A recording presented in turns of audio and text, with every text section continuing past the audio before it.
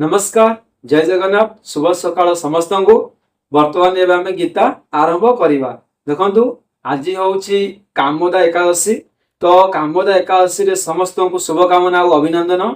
आज समस्ते प्राय एकादशी उपवास रही प्रभु नारायण को पूजा करुँच तो आज एकादशी रे समस्त भलरे भलरे एकादशी व्रतटी पालन हो। तो एबे आम गीता ज्ञान आरंभ करवा आउ एकादशी रे आपण माने मध्य गीता शुणु भागवत शुणु किछि भगवान को तत्व ज्ञान बुझंतु। तो वर्तमान एबे आमे गीता आरंभ करवा। आज मो पाखे अच्छी 36 नंबर श्लोकटी तो आज मु आपन को 36 नंबर श्लोक पढ़ी की सुनेबी। एबे आरंभ करवा। ओम गुरु ब्रह्मा गुरु विष्णु गुरुदेव महेश्वर गुरु साक्षात परम ब्रह्म तस्मै श्री गुरवे नमः। ओम गुरुदेवाय नमः।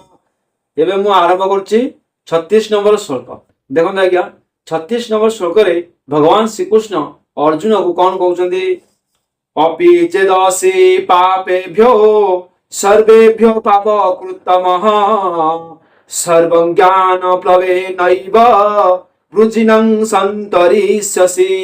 देखो आज्ञा आर माने टिके बुझिबा। ए जो शब्दटी कहले कौन कहउछन्ती ना चेद चेद अर्थ होउची जदि सर्वेभ्यो सर्वेभ्यो अर्थ होउची समस्त पापेभ्यो पापेभ्यो अर्थ होउची पापी मानक ठारू अपि होउची मध्य पापकृतमः पापकृतम अर्थ होउची अधिक पाप करुथिबा लोक असी होउती होई जाओ।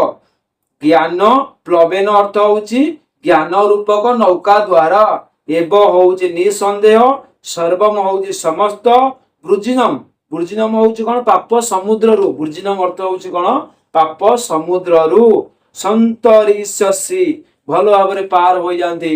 इटी भगवान श्रीकृष्ण अर्जुन को कहउछन्ती जदि तुमे समस्त पापी को ठारू मध्य अधिक पापी होई थाओ कहउछन्ती जदि तुमे संसार रे समस्त पापी को ठारू मध्य अधिक पापी होई थाओ तेबे तुमे ज्ञान रूपक नौका द्वारा निसंदेह संपूर्ण पाप समुद्र को भल भाव पारी होई जिवो। एटी भगवान कहउछन्ती तुमे जेते बड़ पापी हेई थाओ ज्ञान ज्ञान रूपक नौका द्वारा तुमे ए पापरु उद्धार पाइबो। तुमे पापी समुद्र को तुमे ए पापर समुद्र को भल भाव पार होई जीवो। देखंतु सुंदर कथा कहउछन्ती। तबरे एही श्लोक रे चेद एवं अपि पद प्रयोग करी केउ भाव देखाई दिया जाइछन्ती ओडा प्रश्न आसिला तार उत्तर पड़िबो ना। यही पद दुईटी प्रयोग करी भगवान अर्जुन को कहिछन्ती वास्तविक तुमे पापी नुहे तुमे दैवी संपद लक्षण मानकर युक्त तथा मोर प्रिय भक्त ओ सखा अट तुम भितरे पाप किपरि रही पारिबो किंतु एही ज्ञानर एते प्रभाव एवं महात्म्य जे जदि तुमे महापापी होइथिबो तेबे मध्य तुमे एही ज्ञान रूपक नौका द्वारा अत्यंत गभीर भाव समुद्र को पार होई जिवो। एठी भगवान श्रीकृष्ण अर्जुन कहउछन्ती तुमे पापी नुहे किंतु तुमे पापी नुहे किंतु ए जो ज्ञान मु कहूची एई ज्ञान कहा को भी पाप समुद्र पारी करी तब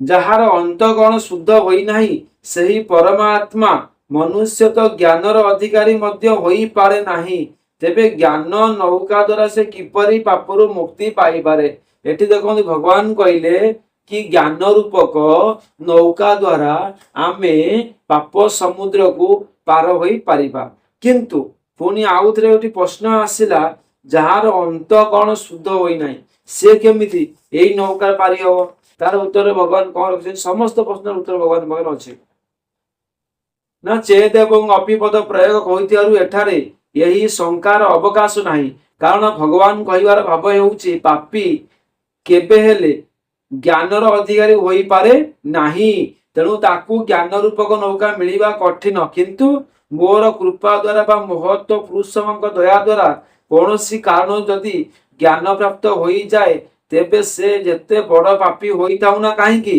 से अति शीघ्र पापरु मुक्ति होई जाए। ता माने ज्ञानटा होउची आज्ञा मेन यदि मनुष्य को ज्ञान मिली गला से निश्चिंत भाव नौका को व्यवहार करिकी पाप सागर रु पार होई परिवो। तो वर्तमान हमको समय इच्छा गलानी आमे विदाय नबा गीता ज्ञान को एठी रखिबा पुणी काली देखा हवा आउ गोटे श्लोक सहित रही आज्ञा। जय श्री कृष्ण हर हर।